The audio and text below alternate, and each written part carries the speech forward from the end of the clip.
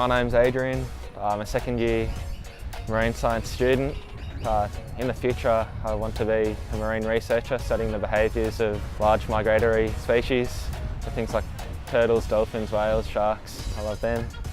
I'm also a scuba diver and a free diver, so I just love being in the ocean, and that love for the ocean's just driven me to take care of the ocean. So every Wednesday I come down to EnviroGong harbour at 8:30 a.m. with a group of people.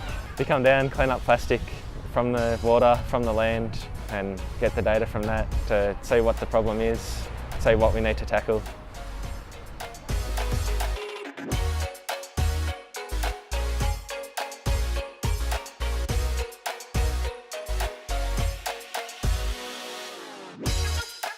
I did my open water scuba diving course 2 years ago, and I've been snorkeling not that long actually, probably only 4 or 5 years. It's funny, I used to be scared going in the ocean, but now I've got a big love for it and not afraid of all the sharks and things that you can see, so I've changed a lot. I went on a short course exchange to Costa Rica studying marine conservation biology. One of the things we did while I was over there was do a beach cleanup and quantification. So that was cleaning up rubbish, not only from on the beach, but also in the water. And that was a fishing beach, so there was a lot of rubbish that we collected.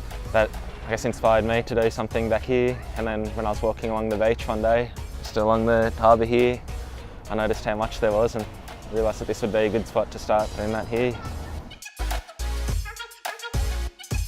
So we meet at 8:30 each Wednesday morning. From there we'll organise who's doing what, so there'll usually be a couple of us in the water, snorkeling, diving, collecting rubbish from the water, and then there'll be maybe 1 or 2 groups of people walking the beaches or walking around the rocks, just collecting off land. And then once we've each finished, then we'll come together, we'll put all the rubbish together and then sort it out. So we'll individually pick through the rubbish bags and sort recycling out from rubbish and tally all the categories.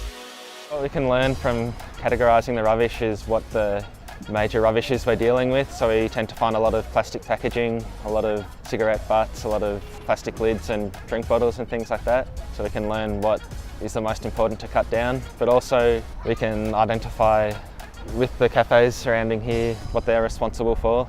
And we can see we found a lot of lids and sauce containers, a lot of sachets of salt, pepper, sauces that they've been responsible for. So we can then take that information to them and say, look, can you please consider more sustainable options, because you're letting all this get into our oceans and into our waterways. Yes, you can categorise problems into a couple categories. First of all, there's the direct entanglement and swallowing, blocking up of the stomachs of seabirds and animals like turtles and whatnot.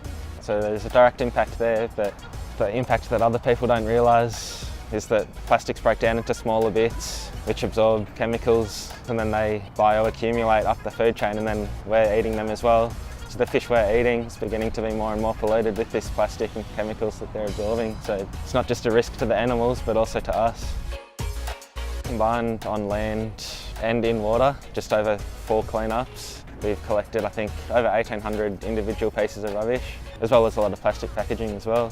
Around Wollongong you see a lot of rubbish in the rocky areas around the harbour here, but also in the vegetation system on the sand dunes. That tends to trap a lot of rubbish there.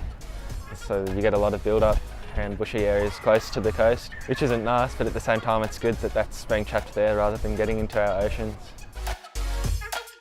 The problem with plastic is that it's a worldwide problem, just like climate change. So it takes a lot of people to get involved and to help the issue. So I guess what people can do is first of all to reduce what they're using, so reducing those single-use plastics, but also ensuring that they're disposing of them properly.